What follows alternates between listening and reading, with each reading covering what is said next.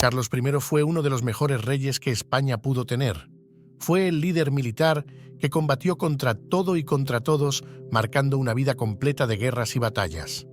Fue emperador del Sacro Imperio Romano Germánico y a la vez rey de España, cosa que lo convirtió en el hombre más poderoso de su época y también en el más buscado.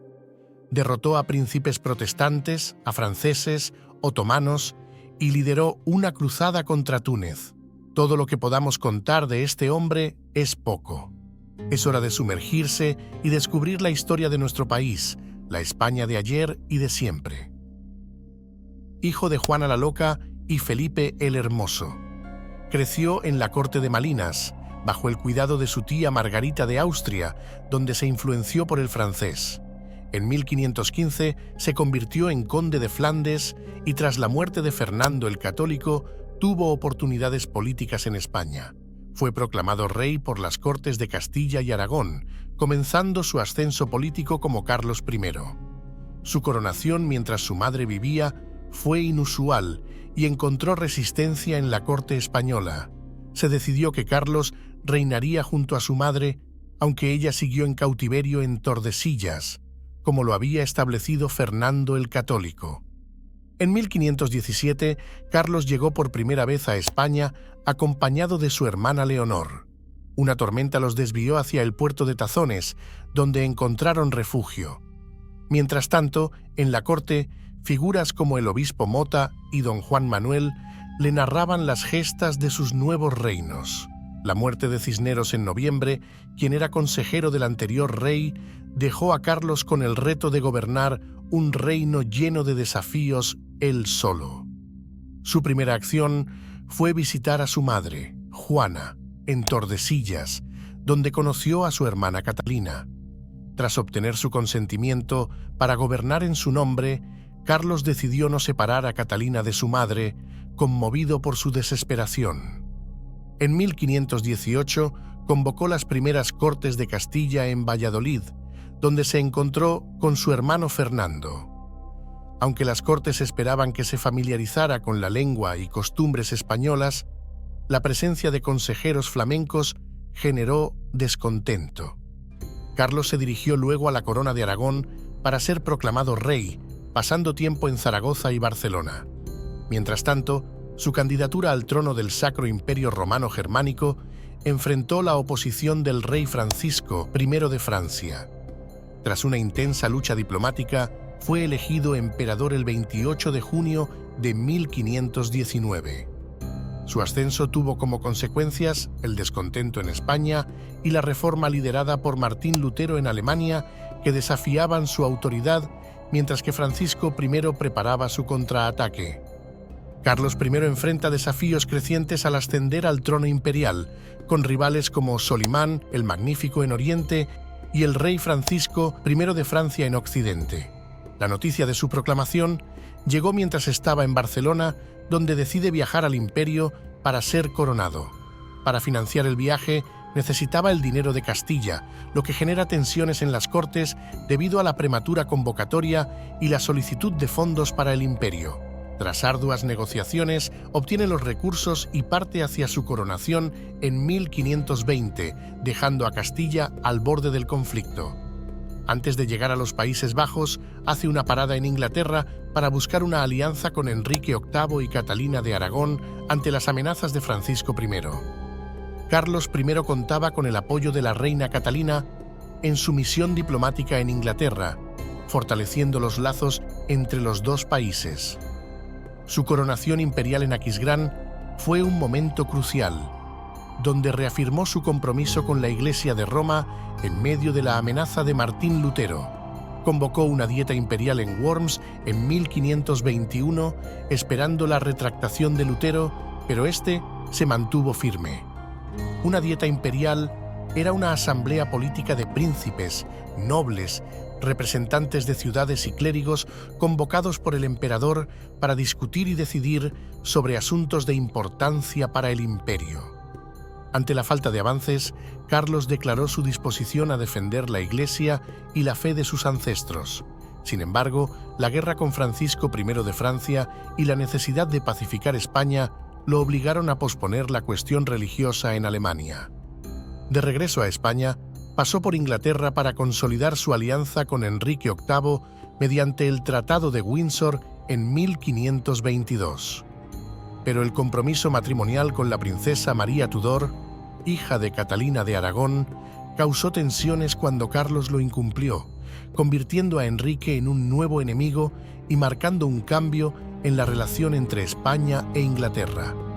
En este momento, la situación en España comenzaba a mejorar tras la sofocación de la rebelión de los comuneros castellanos en Villalar, en 1521, donde los líderes rebeldes fueron ejecutados y Toledo se rindió en la primavera del año siguiente. Las alteraciones en Valencia y Mallorca también fueron controladas, marcando el fin de las principales revueltas internas y permitiendo a Carlos I concentrarse en los problemas externos. Consciente de la guerra con Francisco I y la invasión francesa en Navarra y el País Vasco, Carlos comprendió la importancia de pacificar Castilla. Esta región era crucial frente a las amenazas exteriores y la creciente reforma luterana. Además, Solimán el Magnífico había avanzado por el Danubio hacia Belgrado, agregando otra amenaza. Carlos se vio obligado a consolidar su dominio en España para enfrentar los desafíos internos y externos. Su estrategia se centró en pacificar Castilla, doblegar a Francia, defender a Roma y combatir al Imperio Otomano. Estos 4 objetivos marcarían su agenda en los años siguientes mientras lidiaba con los múltiples frentes de conflicto. Tras sofocar las revueltas internas en 1524 y expulsar a los franceses de España, Carlos avanzó hacia su segundo objetivo, la guerra con Francia centrada en Italia. Al año siguiente, Francisco I invadió Milán, confiado en repetir sus victorias anteriores, pero fue derrotado en la batalla, en innumerables batallas y finalmente, en la batalla de Pavía, el rey francés fue capturado por las tropas imperiales. Si quieres conocer en más detalle todas estas guerras, hay una lista de reproducción que te estaré dejando en las tarjetas. Esta victoria marcó un punto de inflexión en la guerra y condujo al Tratado de Madrid en el 26, donde Francisco se comprometió a devolver el Ducado de Borgoña. El éxito de Carlos primero despertó alarmas en Europa, dado su vasto poder como rey de las Españas, señor de los Países Bajos, emperador de la cristiandad y dueño del imperio azteca en las Indias occidentales. La derrota de Francia y la captura del rey francés reforzaron la percepción del vasto poder de Carlos en Europa, generando preocupación entre las potencias europeas. La Liga Clementina, promovida por el Papa Clemente VII, y la alianza de Solimán el Magnífico contra él fueron respuestas directas a su influencia. Para contrarrestar esto, fortaleció sus alianzas, especialmente con Portugal, mediante matrimonios estratégicos. Sin embargo, su compromiso con Isabel de Portugal incumplió el Tratado de Windsor de 1522, lo que irritó a Enrique VIII de Inglaterra y complicó aún más su situación diplomática. Además, la amenaza del Imperio Otomano se intensificaba y la invasión de Hungría en 1526 dejó a Carlos I impotente. A pesar de todo esto, la guerra en Italia fortaleció la posición de Carlos I. La alianza con la República de Génova, liderada por Andrea Doria, le otorgó una ventaja estratégica significativa en el Mediterráneo occidental, consolidando su dominio en la región y reafirmando su poder en Europa. Tras asegurar la paz en Italia con la Paz de las Damas en el 29, Carlos enfocó su atención en los problemas religiosos de Alemania y la lucha contra el avance otomano. Decidió reconciliarse con el Papa Clemente en una ceremonia de coronación en Bolonia, fortaleciendo así su posición como defensor de la fe católica y líder de la cristiandad. Sin embargo, mientras se preparaba para enfrentar estos desafíos, Solimán el Magnífico lanzó un feroz asedio a Viena en el 29. Aunque Carlos no pudo asistir personalmente debido a sus compromisos en Italia, la ciudad resistió valientemente y el ejército turco se retiró, asegurando un importante triunfo para la cristiandad. Tras su coronación en Bolonia al año siguiente, Carlos I se ocupó de consolidar su poder y asegurar la sucesión al trono, dejando a su esposa Isabel como gobernadora en España. Las conversaciones religiosas en Augsburgo en 1531 no lograron la unidad deseada, pero Carlos logró convencer a los príncipes electores para reconocer a su hermano Fernando como rey de romanos. Y nombró a su hermana María como gobernadora de los Países Bajos, decisiones que tuvieron diferentes resultados en sus sucesiones y en la administración de sus territorios. Solimán el Magnífico lanzó una nueva ofensiva contra Viena, pero Carlos, en Alemania en ese momento, unió fuerzas con católicos y protestantes para enfrentar al enemigo común. Con ayuda de María de Hungría, Italia y España logró repeler la amenaza turca, fortaleciendo su posición como líder de la cristiandad. De regreso en Italia, Carlos se reunió nuevamente con el Papa Clemente y encargó a Tiziano, uno de los mejores pintores de la época, que pintara su retrato. Mientras tanto, recibió noticias alarmantes. Barbarroja había tomado Túnez, amenazando el sur de Italia. Carlos organizó una cruzada contra el poder turco con una flota combinada de España y Portugal. En una campaña difícil pero exitosa, tomaron La Goleta y luego Túnez, liberando a miles de cautivos y alejando la amenaza de Italia. Aunque España había dado mucho a Europa, la amenaza de Barbarroja seguía latente. A pesar de la urgencia de la emperatriz por atacar Argel, se decidió posponer la acción para la próxima campaña. Carlos regresó a Italia triunfante en otoño, visitando Sicilia y Nápoles antes de entrar en Roma. En el verano de 1536, el rey español abandonó la cruzada contra el Islam para concentrarse en una guerra contra Francia, motivado por la alianza entre Francisco I y Barbarroja. Dirigió sus fuerzas hacia la Provenza con el objetivo de tomar Marsella, pero el rey francés resistió hábilmente, evitando una batalla directa y utilizando tácticas de tierra quemada para dificultar el avance imperial. A pesar de una retirada, Carlos consideró la campaña como una operación de castigo. En Nochebuena decidió celebrar con su familia en Tordesillas. De regreso, recibió una invitación sorprendente de Paulo III en Niza, buscando reconciliarlo con Francisco I. Aunque las treguas firmadas dieron un respiro, la paz perpetua seguía siendo un sueño lejano. Francisco I lo llevó a Aigues Mortes, marcando un cambio en sus relaciones. Con renovada confianza y respaldo aparente de Francia, Carlos I planeó una audaz ofensiva contra el Islam, formando la Santa Liga con el Papa y Venecia. Sin embargo, una advertencia de su hermana María de Hungría sobre la postura de Francia lo llevó a abandonar la cruzada, enfrentándose a la incertidumbre de una posible invasión en sus tierras. El sacrificio del Tercio Viejo, liderado por Luis de Sarmiento en Castelnuovo, fue notable, resistiendo valientemente contra las fuerzas turcas dirigidas por Barbarroja. Su lealtad y determinación en la defensa del lugar se convirtieron en un evento recordado en la poesía española e italiana. El año 1539 trajo penosas noticias para Carlos. En mayo, su esposa, la emperatriz Isabel, falleció debido a complicaciones durante el parto. Mientras aún se recuperaba de esta pérdida, recibió la alarmante noticia de la rebelión en su ciudad natal, Gante, debido a los altos impuestos.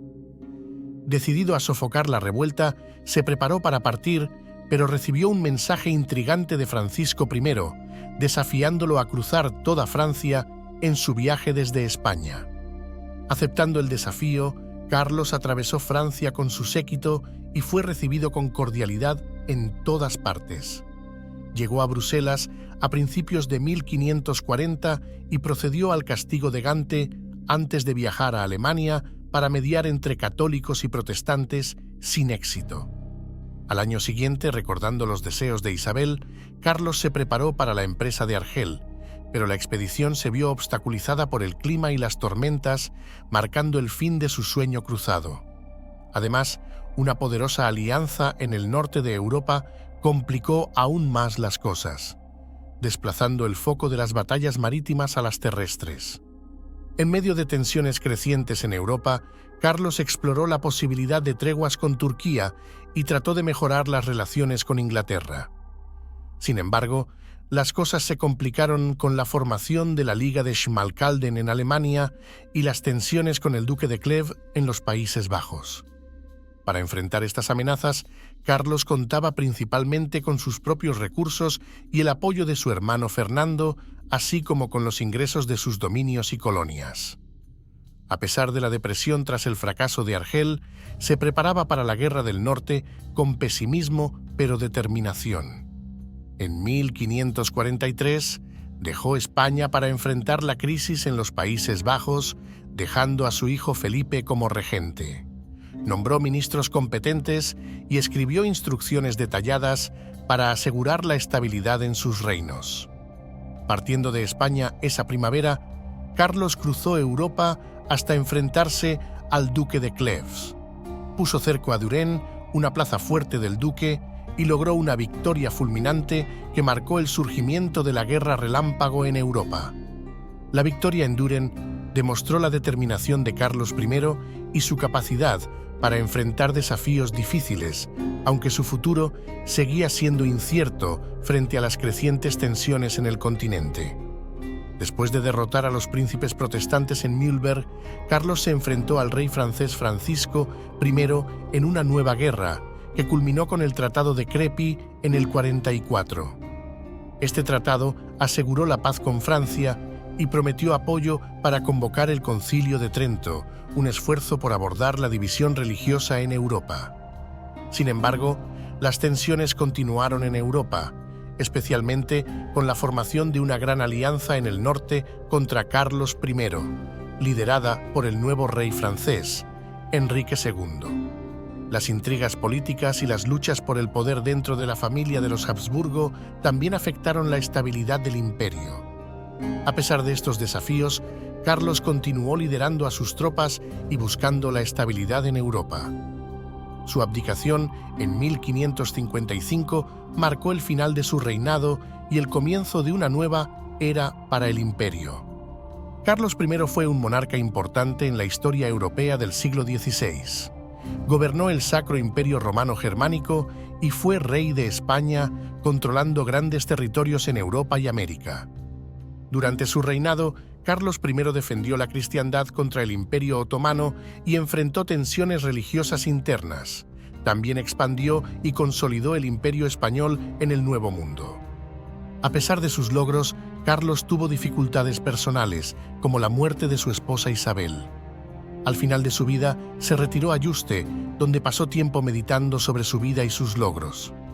El legado de Carlos es gigantesco y por eso te dejo su lista de reproducción de su vida constante en guerra. Y también te invitamos a suscribirte a nuestro boletín o newsletter. Puedes encontrar el enlace en la descripción.